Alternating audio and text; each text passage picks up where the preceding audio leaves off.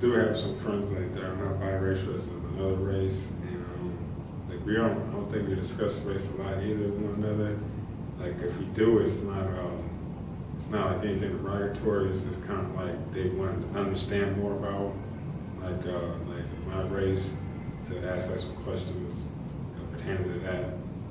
It's more. I do have friends of different cultures, albeit all white or all black. Race is something that we talk about, I wouldn't say all the time, but some of the times, because people wonder like, okay, how come you do this but you don't do that? Or like my white friends are always curious about my hair and how come I don't wash it every day like they do, or how come, I have these tendencies and those tendencies.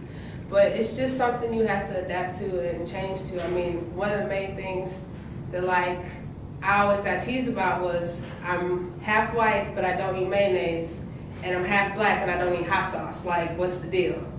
That was one joke that I always heard all the time. So. Yeah, I guess probably the majority of my friends aren't biracial.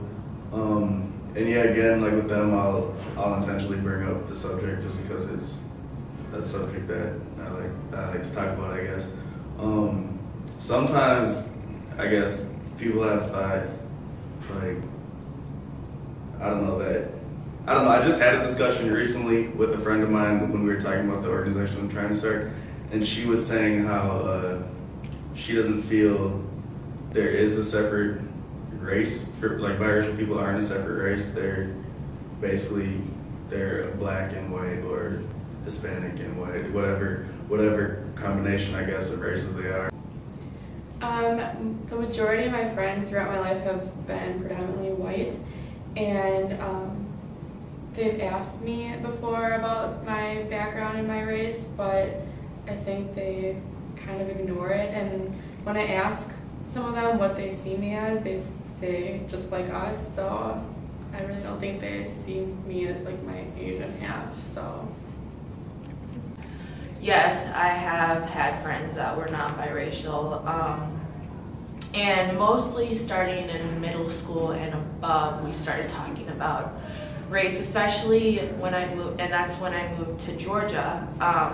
My grandfather got sick, so my mom and I moved down there to live close to him before he passed away, and so I moved to a smaller southern town, and there weren't a lot of biracial people there, and I identified myself as multiracial, and I look white, so people question that. And so we always talked about race, and they're, how are you biracial? You don't look biracial. And so we'd talk about, how, you can come out looking one way, but that doesn't really change who your parents are and how your identity is. And I also got, I got the feeling of kind of being an alien outsider, like with them, because not maybe with my friends, but with some just random classmates, because a lot of them didn't believe me. They just were like, she's lying. She just thinks it's a cool thing to say she's biracial, so she's just making it up, because they just completely thought I was fabricating the story about having parents of two different races.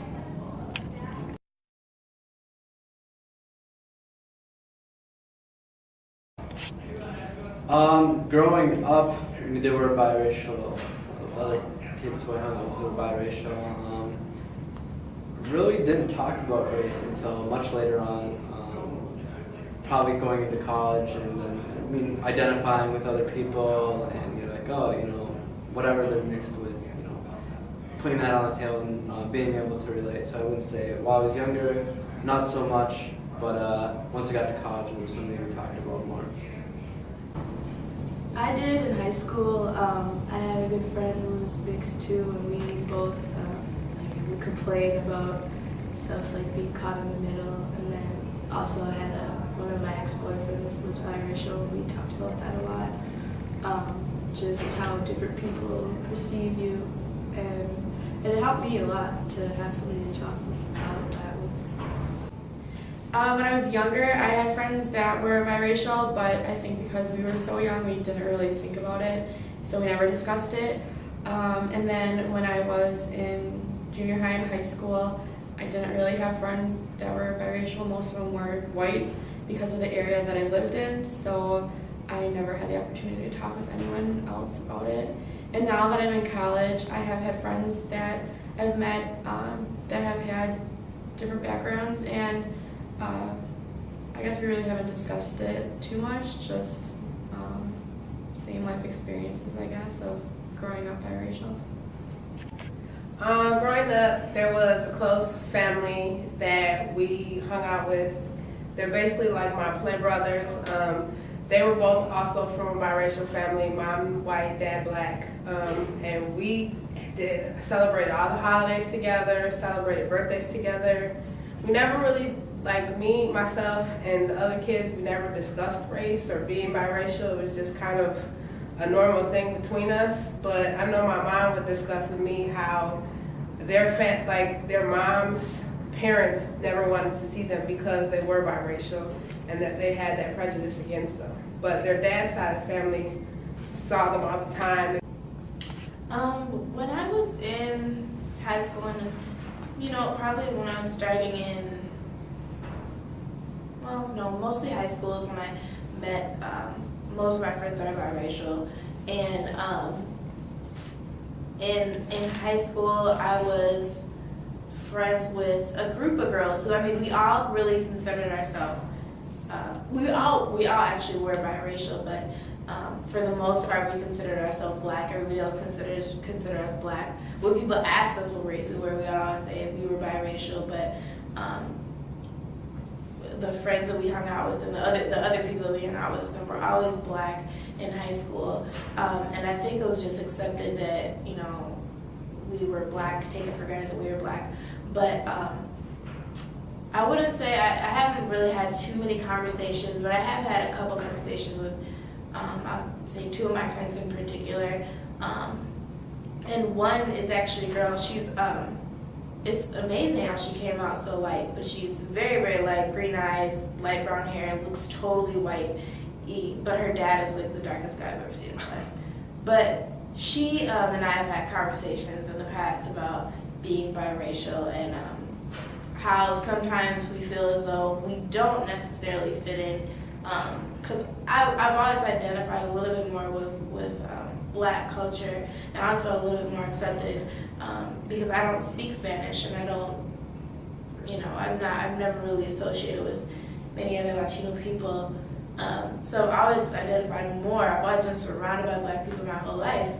And so we were just talking about how sometimes, even though we do hang out with mostly black people, sometimes still feel, people do make little comments and stuff a lot, and say things, just little comments that aren't really that big of a deal, but after a while, things build up when people keep making comments about, every little thing that you do wrong is automatically because you're mixed, or you don't know how to act, or you don't know, I don't know. So that was something that I discussed with one of my friends, pretty much.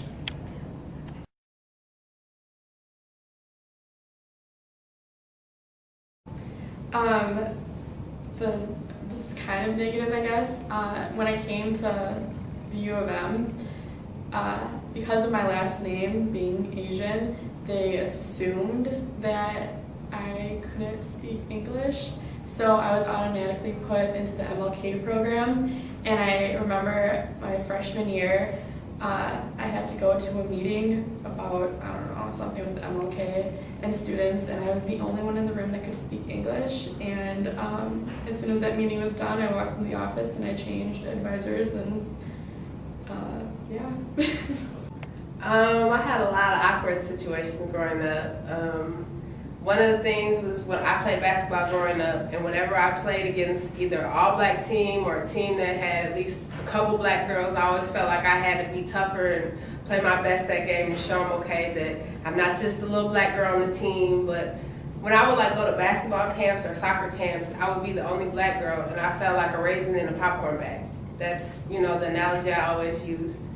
And I mean, it was difficult to deal with because it's hard